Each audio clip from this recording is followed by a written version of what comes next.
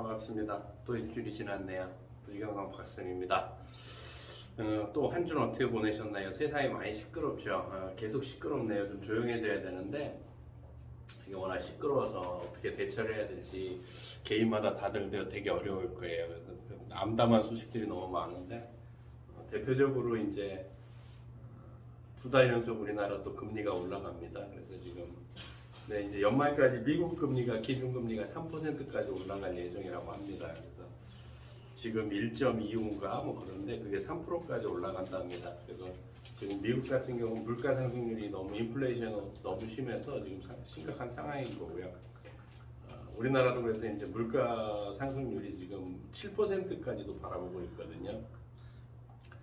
자, 어때요? 우리 개인적으로 팬데믹 때 이렇게 국민 1인당 돈을 받았지 않습니까? 그것 때문에 이제 물가 상승률이 일어나는 건데 어떠세요? 받아서 쓸 땐 좋았죠. 근데 이제 이것 때문에 이제 우리가 이제 대박이 나는 겁니다. 대박이. 그래서 이제 어느 분을 만나서 얘기하다가도 이제 그런 얘기를 했거든요. 왜 박스라도 주려면 건강밖에 없다. 이제 건강 말고 우리를 지켜줄 수 있는 게 아무것도 없다. 뭐 정부도 필요 없고. 또 이제 그런 와중에 이제 또 희망적인 얘기가 또 있더라고요. 그러니까 의사들 사이에서 안락사를 허용하게 이제 검토해야 된다는 얘기들이 신문에 기사가 났더라고요. 그 얘기는 벌써 이제 많이 검토됐다는 얘기니까. 뭐 하여간 그런 문제들도 사실은 희망적인 얘기 중에 하나일 거예요. 왜냐면은 식물인간 상태로 1년, 2년 사는 것도 사실 사람이 살아나가는 데 있어서 합리적인 방법은 아니거든요. 이런 이제 아니나 밖이나 굉장히 소란스러운 상황이고 또 암담한 소식이 하나 또 있죠. 왜냐하면 북한이 지금 굉장히 위험하다는 사실이에요. 굉장히 위험해가지고 팬데믹이 이제 코로나가 너무 많이 퍼져가지고 약도 없고 뭐 여러 가지 상황인데 중국에다가 SOS를 쳤는데 중국도 지금 상하이 봉쇄하고 국경도 봉쇄한다는 얘기가 있지 않습니까? 그런 상황에서 휴전선에 있던 북한 군인들이 전부 사라졌어요. 그래서 뭐 쿠데타설도 있고 지금 뭐 여러 가지 얘기들이 있는데 근데 중요한 거는 이제 왜 그게 이제 불안한 요소냐 하면 전쟁이 날까봐가 아니고 북한이 쿠데타로 정권이 엎어지게 되면 중국이 북한 지역을 점령해 버리면 우리가 이제 북한하고 대치되는 게 아니고 중국하고 대치되게 되거든요. 물론 그렇게 쉽게 뭐 국제적인 문제이기 때문에 단순하게 뭐 힘으로 한다고 해서 되는 문제는 아니긴 하지만 그래서 사실은 중국이 동북공정이라는 걸 계속 하는 거거든요. 김치, 한복 할 것 없이 전부 다 하고 손흥민이 조선족이고 세종대왕도 조선족이고 김연아도 조선족이고 이따구로 이제 계속 하는 이유들이 단순히 그 문화를 뺏어가려는 것이 아니고 우리의 고조선사나 고구려사, 발해사를 다 자기네 소수민족 역사로 해서 한반도 북쪽 땅을 점령했을 때 정당성을 마련하기 위해서 지금 그런 라를 하는 거거든요. 그거에 이제 우리 국민들이 조금 단호하게 대처할 수 있어야 되는데 과연 어떻게 될지 잘 모르겠습니다. 이 와중에 국제 정세가 어떻게 돌아가든 우리는 또 대출 받으신 분들은 또 열심히 또 올라가는 금리에 따라서 이자를 내야 되기 때문에 오늘 아침 신문에도 그랬어요. 이렇게 금리가 올라가니까 연 이자가 32세 맞벌이 부부인데 담보대출, 그러니까 주택담보대출로 3억 7천을 받고 두 부부가 신용대출로 1억 3천을 받은 거예요. 근데 지금 금리가 올라간 수준으로 해가지고도 연 부담해야 될 금액이 537만 원인가가 늘어나는 거예요. 그러니까 한 달로 따지면 뭐 얼마 안 된다고 할 수도 있겠지만 뭐 이게 연으로 따지니까 뭐 웬만한 사람 연봉의 뭐 6분의 1 내지 뭐 7분의 1까지도 지금 도달하다 보니까 이게 이제 심각한 문제들이 생깁니다. 그래서 이제 진짜 투잡이 아니고 서양처럼 미국처럼 3잡, 4잡, N잡까지 해야 되는 시대가 도래한 게 아닌가. 이럴 때일수록 우리는 뭐가 필요하다고요? 건강이 최고입니다. 박스라도 주시려면 건강하셔야 됩니다. 그래서 마저 의사 선생님들이 해주지 않는 이야기를 통해서 우리는 건강을 어떻게 지킬 것인지 한번 생각하는 시간을 가졌으면 좋겠어요. 그래서 이제 9번째 보면 이제 치과 아말감에 진실해가지고 아말감은 대부분 많이 아세요. 그런데 되게 슬픈 게 뭐냐면 지금도 아말감으로 하시는 분들이 계세요. 어떤 분들 돈 없는 분들이 아말감으로 하죠. 아말감은 수은이에요. 이런 수은의 독성에 의해서 되게 위험한데 322페이지 아말감은 실제로 수은이 52%이며 나머지는 구리, 주석, 은 그리고 아연으로 구성된다. 아말감은 19세기 말 금의 대용품으로 발견되었는데 수은과 혼합된 이라는 뜻이다. 아말감이 그런 뜻이랍니다. 수은과 혼합된 이발 뭐 이라는 거죠.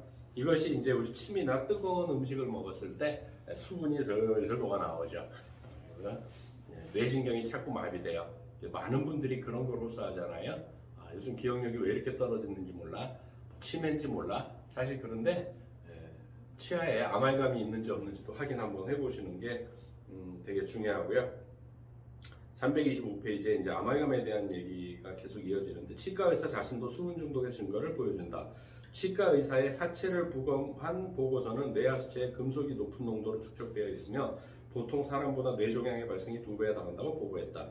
여성 치과 의사나 치과 인력은 불임이나 사산, 유산의 위험이 3배나 높았으며 치과 모든 인력의 중추신경계, 신장 그리고 내분비계에는 수은의 농도가 높게 나타났다.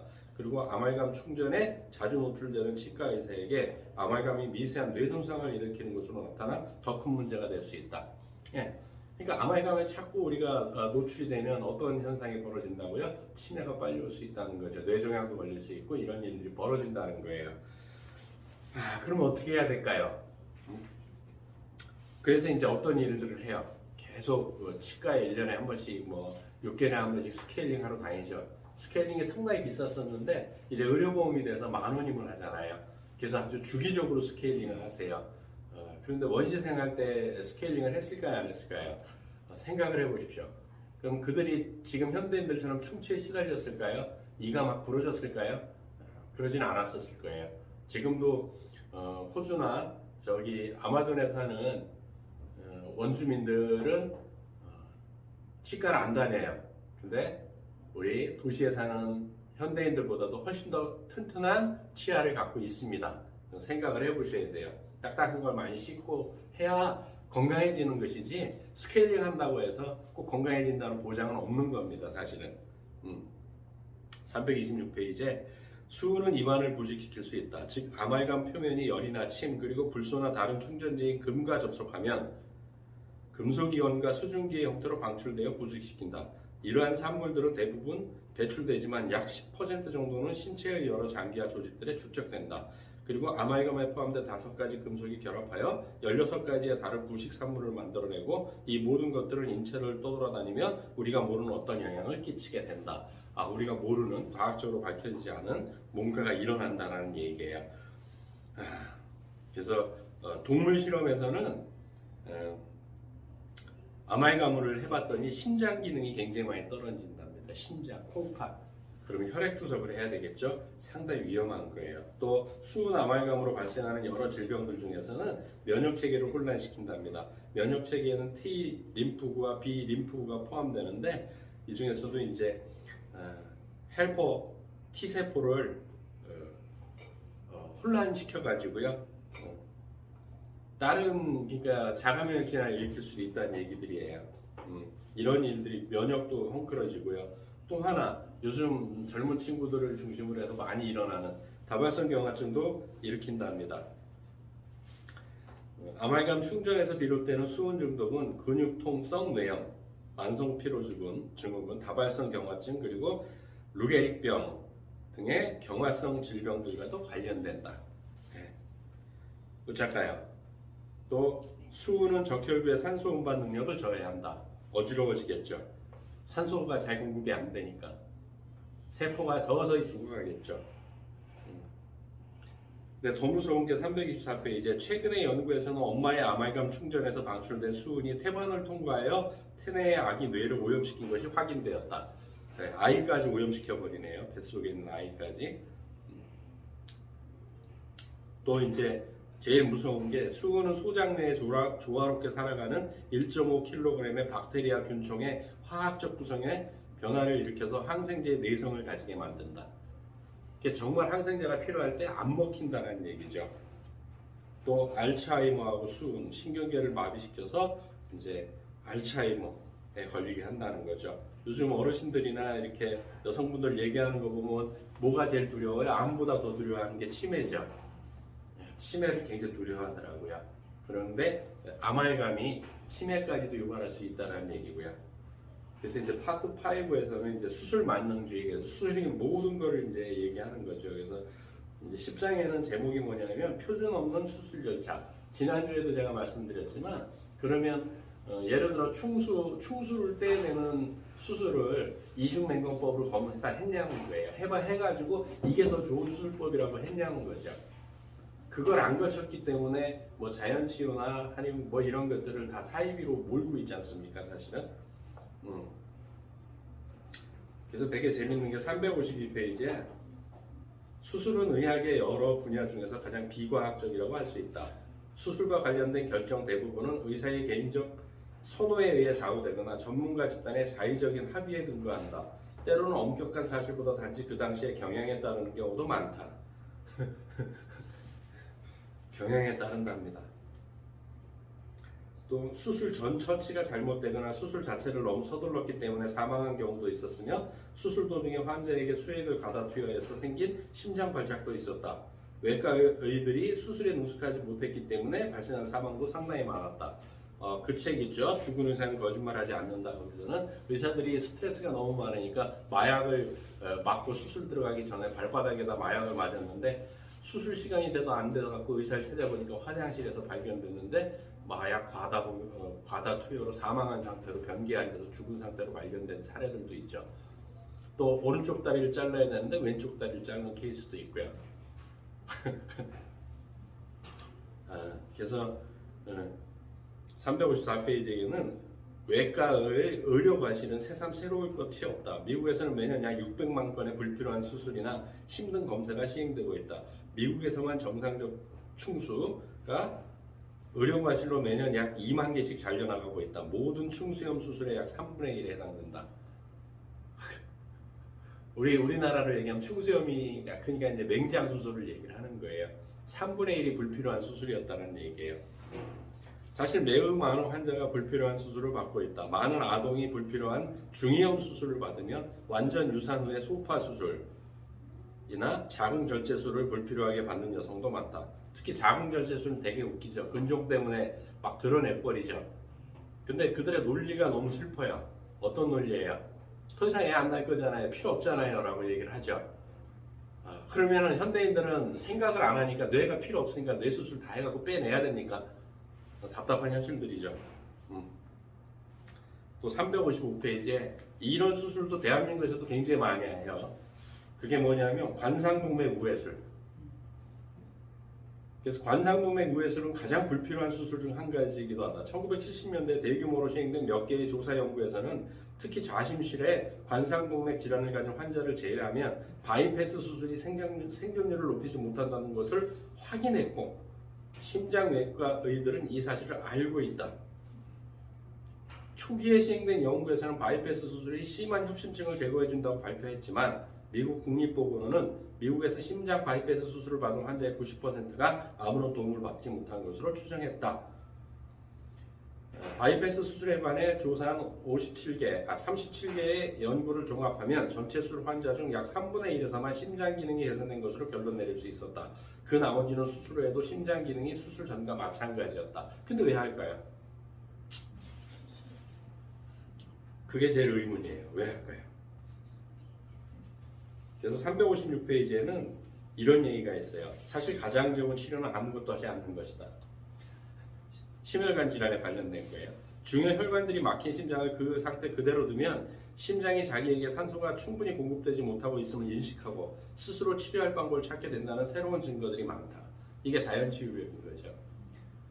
하나의 세포가 지금 100조 개의 세포로 진화하면서 그 세포는 어떤 방향으로 진화했냐면 생존을 향한 방향으로만 진화된 거예요.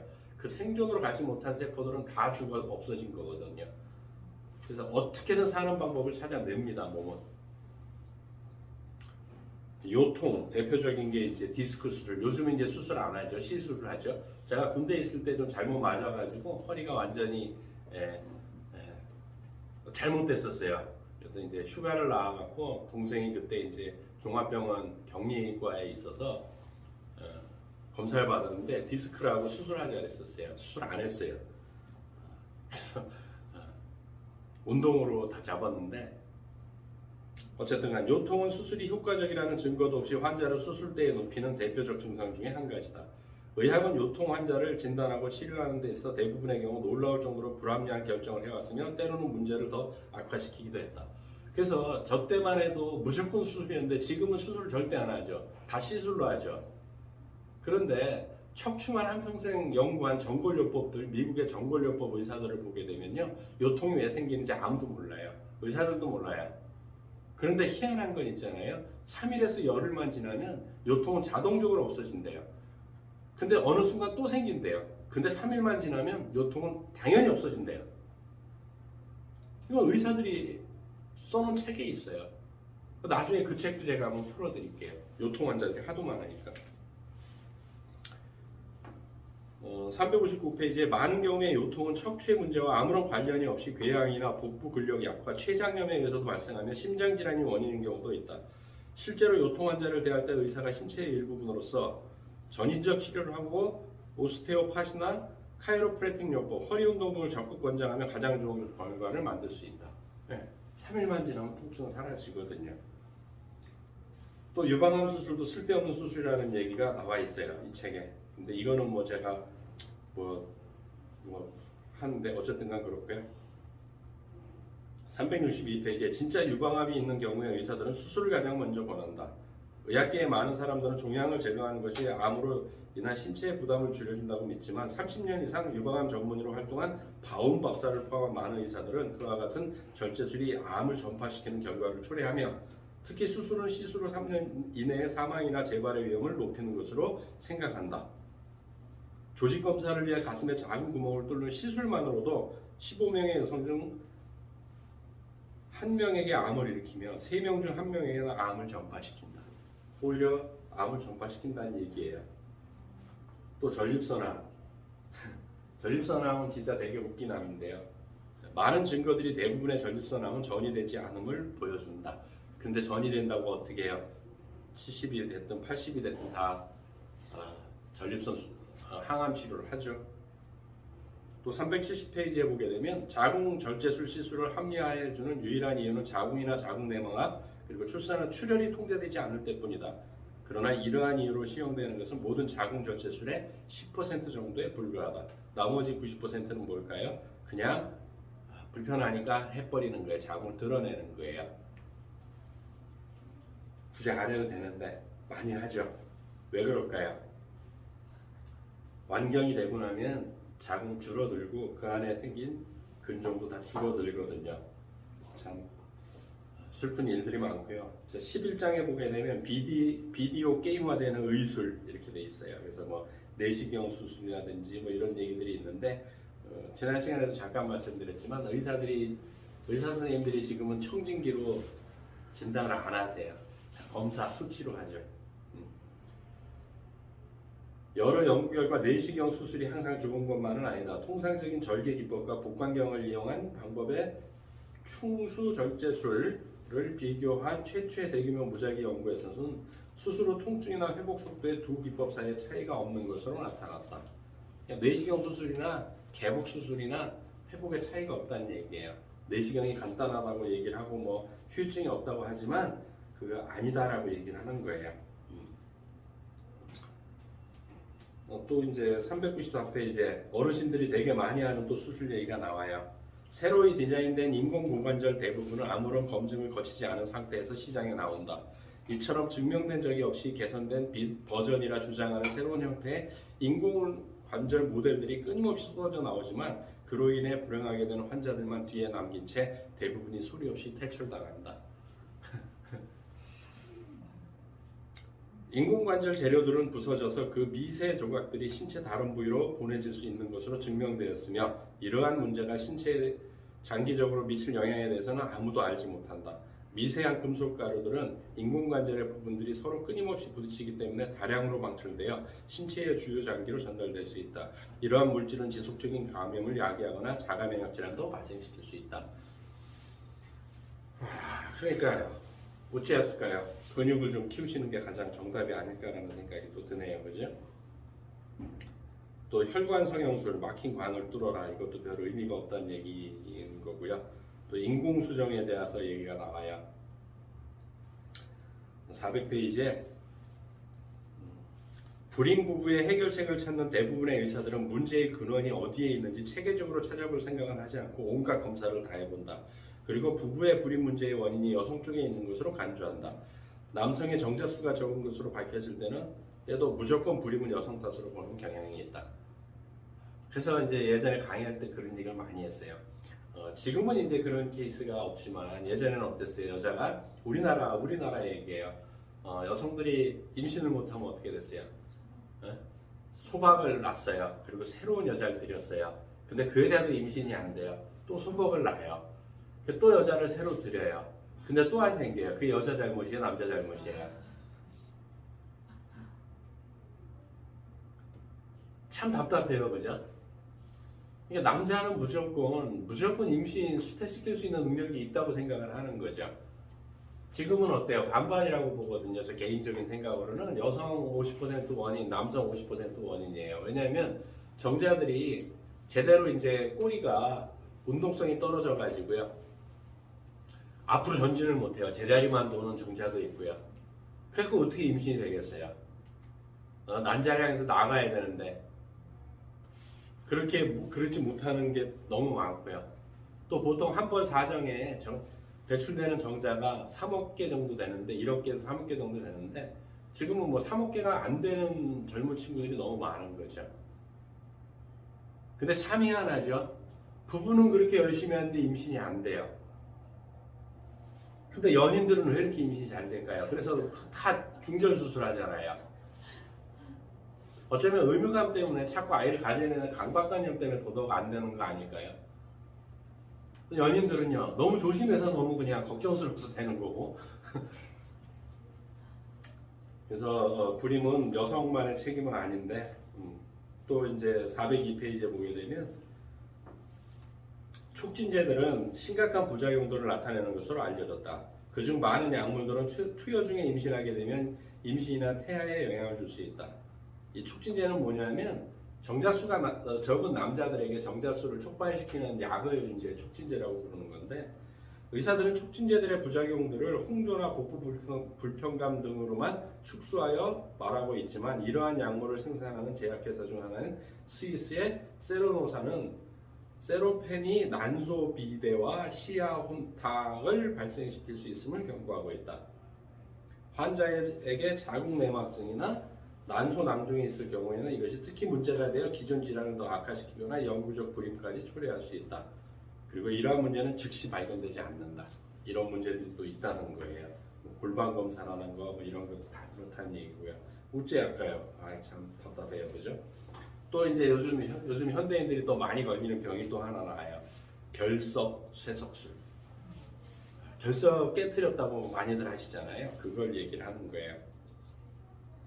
408페이지에 뭐라고 되어 있냐면 현재 쇠석술을 시행한 사례 중 신장 손상이 발생한 사례의 비율이 많은 것으로 볼 때 쇠석술이 신장에 손상을 주는 것은 분명하다.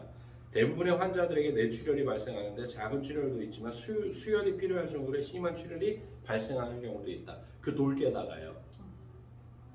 약 8%의 환자들에서 이렇게 출혈이 발생하면 신장 내의 혈류 역학을 변화시키고 신장 고혈압을 초래하는 것으로 보인다. 또 다른 연구에서는 회복불능한 신부전을 일으키며 신장이 노폐물을 걸러내는 속도가 4분의 1 정도 감소했고 혈압 상승이나 부정맥을 초래했다는 보고도 있다. 드물지만 신장 파열을 일으킨 경우도 있다. 사용된 충격파의 강도에 따라 손상의 크기가 달라지지만 어떤 경우든 약 5분의 1의 환자들이 쇠석술의 결과로 손상을 입는다. 뭐를요? 신장을. 콩팥을요. 신장은 뭐 하는 기능이에요? 필터링하는 기능이에요. 이게 깨지면 어떻게 돼요? 피 안에 있는 오염물질을 걸러낼 수가 없어요. 혈액투석을 하게 되는 거예요. 그래서 굉장히 중요한 기관이죠. 질문 하나 내볼까요? 인간이 최종적으로 죽었다고 판단할 때가 언제인 줄 아세요? 이렇게 질문하면 숨이 멈췄을 때, 심장이 안 쉴 때 뭐 이래요. 아니에요. 신장 기능이 끝날 때 마지막으로 최종적으로 죽을 때 똥과 오줌을 찍 재리거든요. 그걸 끝까지 붙잡고 있는 게 뭐라고요? 신장이거든요. 굉장히 중요한 장기예요. 그래서 간신히 살았다는 얘기는 간과 신장 덕분에 우리는 목숨을 유지하는 거예요. 이들의 첫 번째 기능이 뭐예요? 해독작용이라는 거죠. 또 이제 409페이지에 보게 되면 뭐라고 되어 있냐면 충격파는 남성들의 정자를 손상시킨다. 수컷 쥐에게 충격파 쇠석기를 사용한 실험에서는 쥐의 고환이 위축되고 더 이상 정자를 만들어내지 못하는 것으로 나타났다. 인간 세포에서는 정자의 운동이 기형적으로 변하며 비정상 정자 비율이 증가했다. 쇠석수는 음낭내비와 출혈을 일으키기도 한다라고 되어 있어요. 그리고 왜 이렇게 요즘 사람들은 돌이 많이 생길까요? 그랬더니 이런 얘기들을 되게 많이 하세요. 칼슘이 너무 많아서 돌이 생긴다고 얘기를 해요. 또 비타민 C를 많이 먹으면 돌이 생긴다고들 얘기를 하죠. 그러면 귤을 앉아서 한 박스 먹으면 우리는 돌이 다 생겨야 되겠네요. 좀 슬픈 얘기들이에요. 근데 많은 미국이나 유럽의 의사들이 결석이 생기는 사람들의 가장 특징적인 첫 번째 특징이 뭐냐면 칼슘 섭취가 적다라는 겁니다. 적어서 생긴다고 의사들이 발표를 하고 있죠. 그러니까 하버드 의대에서도 발표한 논문이 있습니다. 저희 큰누님도 이거를 해서 깼었는데 그래서 했더니 왜 우리나라 의사들은 그럼 얘기를 안 해주냐고 얘기를 하더라고요. 그래서 내가 의사가 아니라 모르겠다 그랬습니다. 411페이지에 의사들은 광선을 이용하는 외에도 음파를 이용한 지방 흡입술을 실험하고 있다. 음파는 지방세포를 녹일 수 있다. 새로운 기술이지만 과거 기술들과 마찬가지로 합병증 발생 위험이 있으며 폐색 혈색 전증으로 인한 사망이나 심정지까지 가져올 수 있는 기술이다. 임상 실험을 충분히 거치고 엄청난 발전이라는 요란한 찬사를 받은 기술일지라도 의학에는 절대로 확실한 것이 없다라고 되어 있네요. 그래서 이제 파트 6에는 자기조절을 통한 건강관리 이런 얘기가 있어요. 그래서 12장에 자가치유력의 신비라고 되어 있어요. 아까도 말씀드렸지만 하나의 세포가 우리 몸을 구성할 때까지 38억 년이 걸린 거예요. 38억 년. 그 38억 년 동안 세포는 단세포에서 왔거든요. 그래서 우리 조상세포로 올라가게 되면 우리 조상세포는 바이러스예요. 바이러스. 생존을 위해서 모든 목숨을 걸어요. 그래서 자연 치유력을 좀 믿으셔야 돼요. 415페이지에 새롭게 인기를 모으는 의학적 발견들을 항상 의심의 눈길로 바라보아야 한다. 정말로 아프지 않는 한 병원 근처엔 가지 마라. 건강한 자신의 신체는 많은 도움이 필요 없다. 의사들은 가장 근본적이고 가장 위험한 실수를 저질 가능성이 많다. 이렇게 할머니들이 얘기했다는 거죠. 뭐 맞는 말씀도 있고 틀린 말씀도 있네요, 그죠? 그런데 의사는 자신이 현재 무엇을 하고 있는지 알지 못하는 경우가 많다. 그가 불량한 마음을 가져서가 아니라 그의 검은 가방 속에 들어있는 장비가 제대로 작동하지 않기 때문이다. 사실 대부분의 경우 우리 신체는 의사보다 자신에게 일어나는 일을 더 잘 다룰 수 있다. 기술 장비들의 문제 외에도 의사는 자신이 활용하는 재료에 대해 근본적으로 잘못된 생각을 가지고 있다. 이런 재료가 정교해지면 의학은 인간 신체가 가진 특별한 생리 기전에 대해 이해하지 못하게 된다. 우리 신체의 고유한 생리 기전을 차단하거나 거꾸로 작동시키는 데 중점을 두는 의학은 우리 신체에는 문제를 해결하는 기전이 존재하고 경험을 초월하여 작동하는 특별한 능력이 있음을 전혀 알지 못한다라고 기술되어 있습니다. 그래서 우리는 점점 어떻게 됐어요? 부품화됐죠. 우리 몸도 그랬고 전부 부품화된 거예요. 그래서 그럼 어떻게 건강하게 살까? 비타민 K 또 이제 현대의학의 잘못된 부분들을 얘기를 해요. 현대의학의 문제를 해결하지 못하는 이유는 그 근거가 되는 패러다임이 틀렸기 때문이다. 그래서 이렇게 돼 있는데 지금 현대의학이라고 나온 것들은 어디서 발전한 의학이냐면 전쟁 때에서 발전한 의학이에요. 그래서 응급 상황에는 현대의학을 따라갈 만한 게 없습니다. 하늘이 두 쪽 나도 이걸 부정할 수는 없어요. 그런데 현대인들이 전쟁 상황에서 죽어갑니까? 그건 지금 우크라이나에 해당되는 얘기고요. 아니면 많은 사람들은 만성질환에 시달리죠. 그걸 급성 상황을 처치하려고 하니까 문제가 생기는 거죠. 그 패러다임이 잘못됐다는 얘기죠. 그런 얘기들이 나오고요. 그래서 421페이지에 예방을 위한 먹을거리, 그래서 먹을거리가 결국 내 몸을 만든다는 얘기들이 나옵니다. 이건 뭐 정확한 얘기고요. 영국에서 가장 유망한 유방암 전문의 중 한 명의 마이클 바움 박사는 타임즈 기고한글에서 미래에는 암으로 진단받은 즉시 모든 암세포들을 대포를 쏴 몰아내야 해결할 수는 없다. 그보다는 우리 신체의 자연 방어 기전을 조절하여 역학적 균형을 이루어 질병을 치유하는 좀 더 정교한 방식이 될 것이다. 미래의학은 이쪽으로 갈 거란 얘기예요. 근데 아직까지도 미래의학으로 가기 전에 이제 과정인지는 모르겠지만 지금은 그렇지 않다는 거고, 429페이지에 결론적으로 내는 얘기가 뭐냐면, 물론 신체의 자연 치유력과 상관없이 전문가의 도움이 필요할 때도 있다. 그러나 의사가 자신이 하고 있는 일을 모두 다 아는 것은 아니며, 의사가 우리에게 자신이 지금 무엇을 하는지 말해주지도 않는다면 어떻게 해야 할까? 제도권 의학에서 실제로 증명된 것은 매우 적기 때문에 자신의 건강을 스스로 관리할 필요가 있다. 그러기 위해서 우리는 의학에는 도움이 되는 측면과 위험한 측면이 모두 있음을 인식해야 된다라고 책이 결론으로 납니다. 네. 저도 저희 구독자분들께 얘기하고 싶은 얘기가 그거예요. 이런 정보들을 아시고 의학을 선택을 하셔야 돼요. 현대의학도 배척하시면 안 되고 자연치유도 배척하시면 안 된다는 말씀을 꼭 드리고 싶은 거예요. 왜? 내 몸은 의사 선생님이 많이 하는 게 아니고요. 내 자신이 가장 많이 알아요. 내가 아프면 내가 어떤 짓을 했는지 알잖아요. 그걸 그냥 회피하고 싶을 뿐이지. 그러지 마시고 이 책에서도 얘기했듯이 지식은 싸태, 거기서 선택을 해야 되는데 먹거리부터 바꾸면서 건강한 생활을 유지하는 것이 우리 건강을 유지하는 길이 정답이다라고 다시 한번 강조드리면서 다음 주에도 좋은 책으로 찾아뵙도록 하겠습니다. 수고하셨습니다.